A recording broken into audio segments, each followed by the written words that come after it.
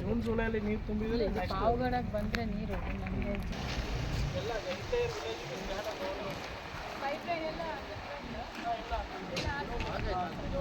ಎಲ್ಲ ಕಂಪ್ಲೀಟ್ ಆಗಿ ವಾಲ್ ಚಾಂಬರ್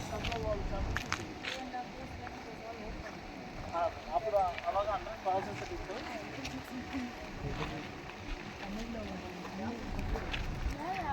ಗಿರಿಯಲ್ಲಿ ನಿಡಿಗೇಶಿಯಲ್ಲಿ ಕೂಡ ನಾವು ಮೇವಿನ ಬ್ಯಾಂಕನ್ನು ಪರಿಶೀಲನೆ ಮಾಡ್ಕೊಂಡು ಬಂದಿದ್ದೀವಿ. ಇದಿಲ್ಲದೆ ಕುಡಿಯೋ ನೀರಿಗೆ ಪ್ರತಿ ತಾಲೂಕಿಗೆ ಸುಮಾರು 85 ಲ್ಯಾಕ್ಸನ್ನು ನಮ್ಮ ಜಿಲ್ಲೆಯಲ್ಲಿ ಬಿಡುಗಡೆ ಆಗಿದೆ.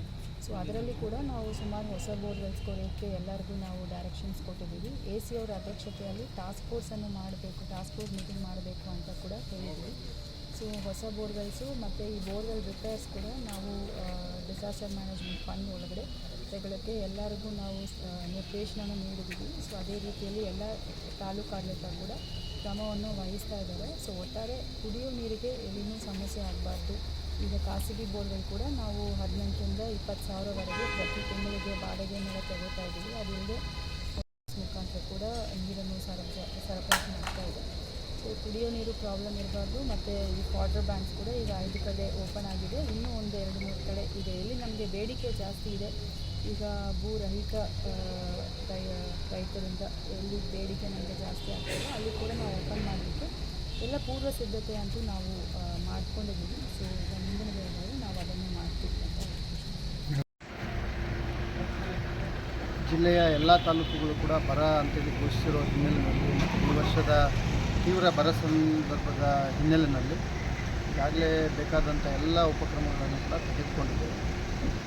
ಸುಮಾರು ಇಲ್ಲಿವರೆಗೆ 120 ಹೊಸ ಬೋರ್ವೆಲ್ಗಳು, ಸುಮಾರು 75 ಖಾಸಗಿ ಬೋರ್ವೆಲ್ಗಳು, 80 ಖಾಸಗಿ ಬೋರ್ವೆಲ್ಗಳು, ಸುಮಾರು 25 ಗ್ರಾಮಗಳಲ್ಲಿ ಟ್ಯಾಂಕರ್ ಮೂಲಕ ನೀರನ್ನು ಕೊಡ್ತಾ ಇದ್ದೀವಿ. ಇನ್ನೂ ಕೂಡ ಸುಮಾರು 600ಕ್ಕೂ ಹೆಚ್ಚು ಬೋರ್ವೆಲ್ಗಳನ್ನು ನಮ್ಮ ಜೀವನ್ ಮಿಷನ್ ಮತ್ತು ಇತರೆ ಯೋಜನೆಗಳಲ್ಲಿ ಅನುಮೋದನೆ ಮಾಡ್ಕೊಂಡಿದ್ದೀವಿ. ಸ್ವಲ್ಪ ಮಳೆಗಾಲ ಪ್ರಾರಂಭ ಆದಮೇಲೆ ಹೊಸ ಬೋರ್ವೆಲ್ಗಳನ್ನು ಹಾಕ್ಕೊಂಡಿದ್ದೀವಿ. ಮತ್ತು ಈಗ ಎಲ್ಲಿ ಅನಿವಾರ್ಯವಾಗಿ ಅವಶ್ಯಕತೆ ಇದೆ ಅಂಥ ಎಲ್ಲ ಗ್ರಾಮಗಳಲ್ಲಿ ಬೋರ್ವೆಲ್ ಮೂಲಕ, ಟ್ಯಾಂಕರ್ಗಳ ಮೂಲಕ, ಇಲ್ಲ ಖಾಸಗಿ ಬೋರ್ವೆಲ್ಗಳ ಮೂಲಕ ನೀರು ಕೊಡೋದನ್ನು ನಾವು ಉಪಕ್ರಮಗಳನ್ನು ಕಡ್ಡಾಯವಾಗಿ ತೆಗೆದುಕೊಳ್ತೇವೆ. ಯಾರೂ ಕೂಡ ಆತಂಕ ಬೇಡ. ಗ್ರಾಮ ಪಂಚಾಯತಿಗಳಿಗೂ, ನಗರ ಸ್ಥಳೀಯ ಸಂಸ್ಥೆಗಳಿಗೂ ಎಲ್ಲರಿಗೂ ಕೂಡ ಸ್ಪಷ್ಟವಾದಂಥ ಸಂದೇಶನೂ ಕೂಡ ಕೊಟ್ಟಿದ್ದೇವೆ. ಎಲ್ಲೂ ನೀರಿನ ಸಮಸ್ಯೆ ಬರದಂತೆ ತತ್ಕ್ಷಣ ಯಾವುದಾದ್ರೂ ಒಂದು ಮೂಲದಿಂದ ಜನರಿಗೆ ನೀರನ್ನು ಒದಗಿಸುವಂಥ ಕೆಲಸ ಮಾಡಬೇಕು ಆಗ್ತದೆ. ಅದೇ ರೀತಿ NREGA ಕಳೆದ ವರ್ಷ ಇಡೀ ರಾಜ್ಯಕ್ಕೆ ಮೊದಲನೇ ಸ್ಥಾನದಲ್ಲಿ ತುಂಬಿಕೊಂಡಿದ್ದ ಹಿನ್ನೆಲೆಯಲ್ಲಿ ಈ ವರ್ಷವೂ ಕೂಡ ಸುಮಾರು 65ರಿಂದ 70 ಲಕ್ಷ ಮಾನವ ದಿನಗಳು ಸೃಷ್ಟಿಸಬೇಕು ಅಂತೇಳಿ ಗುರಿಯನ್ನು ಹಾಕ್ಕೊಂಡಿದ್ದಾರೆ.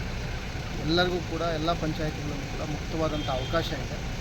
ಚುನಾವಣಾ ನೀತಿ ಸಂಹಿತೆ ಇರೋದರಿಂದ ಏನು ಅನುಮೋದಿತ ಕಾಮಗಾರಿಗಳಿದ್ದಾವೆ ಅವು ನಡೀತಾ ಇದ್ದಾವೆ. ಉಳಿದಂತೆ ನೀತಿ ಸಂಹಿತೆ ಮುಗಿದ ಮೇಲೆ ಮುಂದಿನ ಕ್ರಮಗಳನ್ನು ನಾವು ತೆಗೆದುಕೊಳ್ತೇವೆ.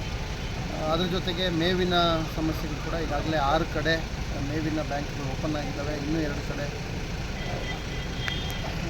ಇದಾಗುತ್ತೆ.